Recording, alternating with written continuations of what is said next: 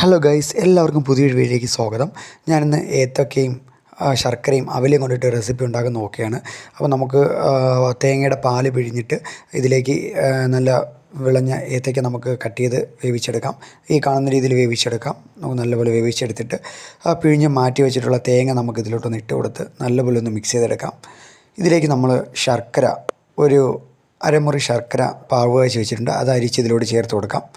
ഇനി നമുക്ക് കുറച്ച് നട്ട്സും കുറച്ച് കടലയും കൂടെ നെയ്യിൽ നമുക്കൊന്ന് വറുത്തെടുക്കാം. അതിലോട്ട് കുറച്ച് അവലും കൂടെ ചേർത്ത് നല്ലപോലെ ഒന്ന് വറുത്തെടുക്കാം.